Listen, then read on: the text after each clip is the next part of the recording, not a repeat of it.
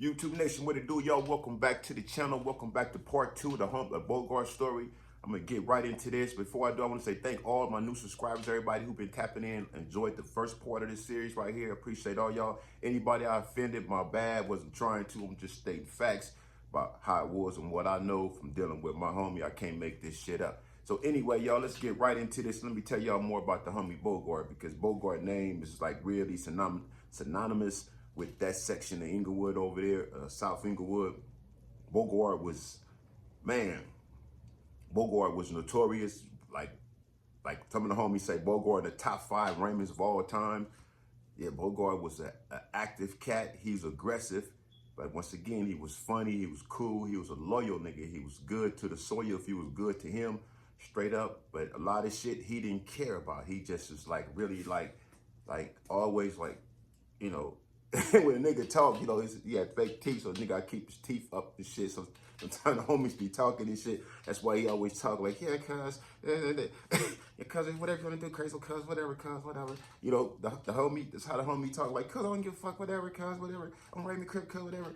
He was a strong, little, stocky nigga, you know what I'm saying? Like, real shit, little, stocky nigga, short. Could have been a hell of a running back, probably played football when he was in YA, because, you know, the homie was a YA baby. Let me say this, though. Born Anthony Odom Campbell, passed away as Anthony Bogard Campbell, 1966 to 1992.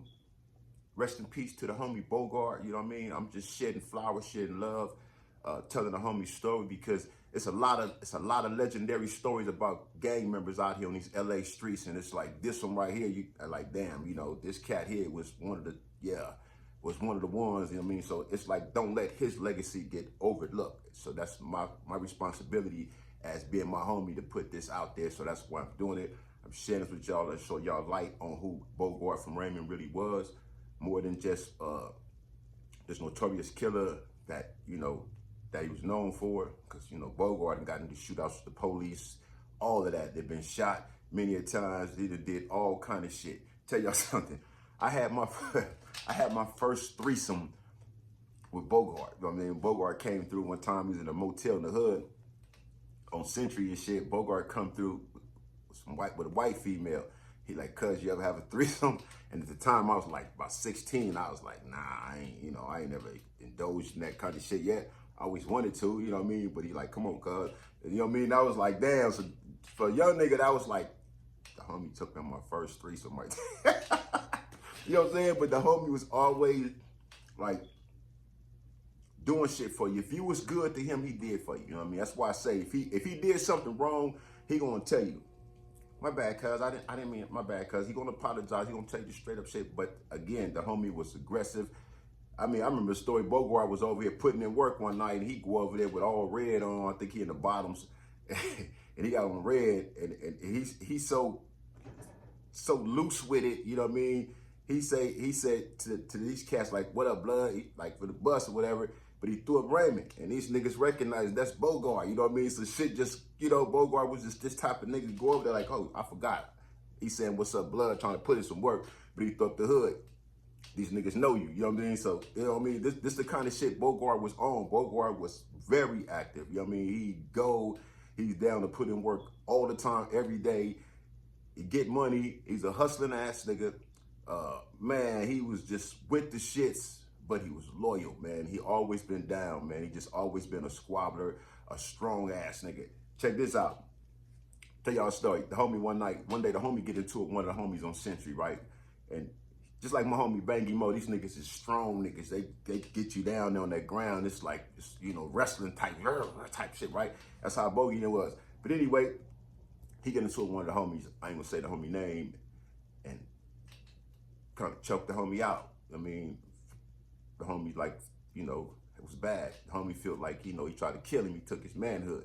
So the homie took the situation in his own hands. The homie come back, hop the gate from 101st to the motels, pop, pop, pop, get off on the homie, shoot the homie in his leg. Now, when that go down, of course, now the homie took off. He been gone, like, you know, the hood is after him. A lot of niggas after him now behind that. And this is one of my niggas to this day. You know what I mean? I knew the situation back then. I knew it was all about. I ain't getting into that, but I'm giving y'all more a picture of who Bogard was, right? So because he knew that what he did to the homie was wrong, the homie came and got off on him, shot him. It maybe been a year or so later, or 2 years or so later, but the homie forgave the homie for shooting him because he knew that what he did, and they little squabble, the way he went about, he knew he was wrong. And the homie came, got off on him, lit him up in the leg. I got the homie Levi gonna come on and tell y'all more about the story because Levi was right on the scene at that time. But when this happened, the whole hood, the whole hood know we all was, you know, what happened. We know what happened. So, like I said, I think it might have been 2 years or whatever, how many years it was after this. The homie forgave the homie for that shit. And how many niggas gonna forget somebody for shooting them? You from the same hood, how many gonna forget that? Because he knew that what he did, how he did the homie was wrong. So he accepted that. So that's one thing about him, you know, he fuck up, he do something wrong. My bad, cuz, you know, my bad, cuz. You know, you accept that. That nigga man up. That little nigga was a man.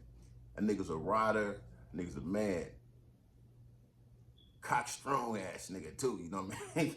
Cock strong, active, you know what I mean? He's like crazy. It's a lot of shit about Bogey I'm not gonna get into because I don't want to be disrespectful. I don't want to tell none of the lot, like, you know, some real serious active shit that happened with the homie. I'm not gonna do that. Respect for all sides. I'm not gonna tell a lot of stuff, like we said, respect for all sides involved. Some things don't need to be said, won't be said, not on this channel right here about the homie.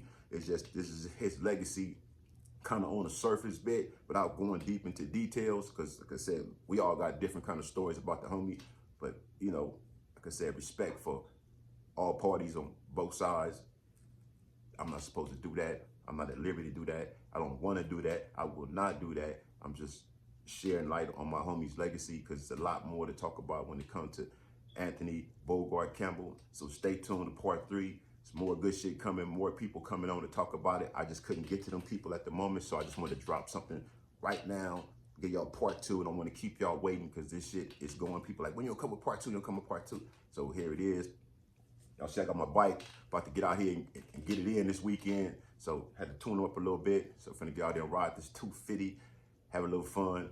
That's all I'm doing out here is enjoying life, living, because motherfucking flies around here. That's what we supposed to be doing, right? We supposed to be enjoying life. And hey, once again, shout out to everybody that's out there still pushing that ceasefire movement. I'm still with that. That's what's happening. Salute, stay strong, Keyways. Man, but other than that, man, y'all stay focused, get that life insurance policy. Stay tuned for part 3 because I have more interesting stuff about the homie coming up. A lot of shit I haven't said yet, but I'm giving other people a moment to come on and say they shit because a lot of people want to speak. They got a lot of stuff to share because this is long, this is big. The homie was definitely a legendary Crip on these LA streets. Inglewood section, South Inglewood that we call Inglewood. Peace.